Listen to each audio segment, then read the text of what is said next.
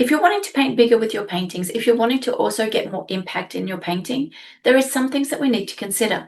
Now, what I want to do this Monday, the 15th of June in Watercolor Live, my online watercolor courses, is to actually go through something which is happening very often, this phenomenon of painting bigger. What is the interest in painting bigger? Does it suit you? Is it something that you want to do? And if it is, how do you do it? But at the same time, there is something that painting bigger actually teaches us about painting smaller. The material that we use creates the effects that we get. All right, meaning the choice of brushes, your choice of paint. Is it pans? Is it tubes? The kind of paper that you use, the kind of palette that you use, the kind of pot that you use that actually holds the water. The way you paint changes, modified, depending on the results that you want and depending on the size of the paper. Now, what I want to do this Monday, the 15th of June, is actually walk you through the process so that you understand not only why this affects your bigger paintings, but also your smaller paintings. And that is, when you've got this sort of brush, brilliant brush, all right? When you've got this sort of brush, the strokes are tiny. Therefore, this sort of brush is suited to a smaller sheet of paper. So if you're wanting to paint bigger, yet your normal size, let's just say your comfortable size is actually quite small, then the brushes that you have will be no doubt adapted to the smaller kind of painting. So if you're wanting to all of a sudden paint bigger, you're going to have to change your material because the size of the brush, the size of the strokes, the quantity of water, the quantity of paint that you're taking may not be adapted to the size of the paper that you're using. But why and how you make this decision is where I think a lot of people don't consider the distance with which we see the painting, the distance with which the spectator sees the painting, and therefore the impact that your painting gives. This is what decides everything. It's not, oh, I want to paint bigger, therefore I change my material.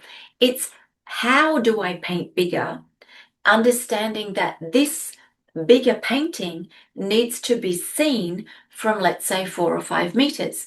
Therefore, the material that I'm going to use, the brushes, the paper, the pot, the palette, are going to be adapted to the effect that I can get when I'm looking at that painting from 4 or 5 meters.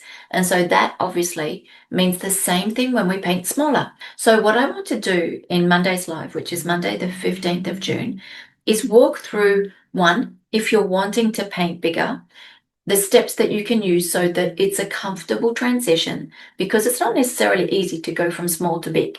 So to make that a comfortable transition, to know what materials to change, to know techniques that possibly need to change, because if you're used to painting on a quarter sheet, and let's say from edge to edge you're wanting to do a wash, then let's just say this sort of brush could work, and the quantity of paint and the quantity of water that you're taking can easily get you from edge to edge to do that wash.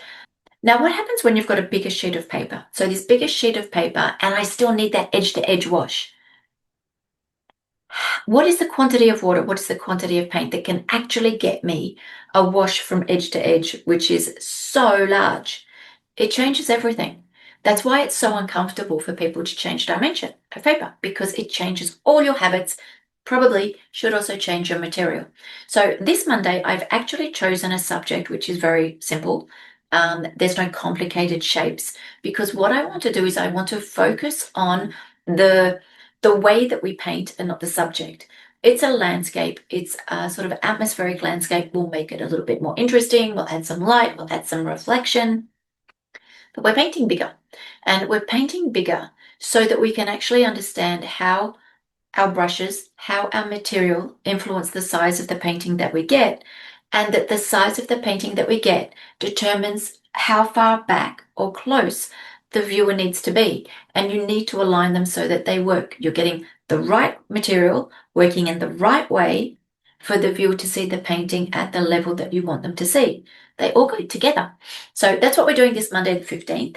And if you want to paint along with me, then feel free. It is with a pleasure that I will give you a critique of your painting done during the live. And just remember, feedback is key to progress. So the goal of the critiques is actually so you can ask questions, and I will give my feedback on what you've done, things that I see that perhaps maybe not working so well or are working extremely well, so that this progress, this feedback can actually help you to progress further in your painting. And if you can't make it on Monday, then just by inscribing, you will get the link and you can watch the replay as often as you like. So this isn't just a live to paint bigger. This actually will shine a light on the fact that maybe the choices that we're making for our material, for our technique, don't necessarily correspond to our smaller paintings as well.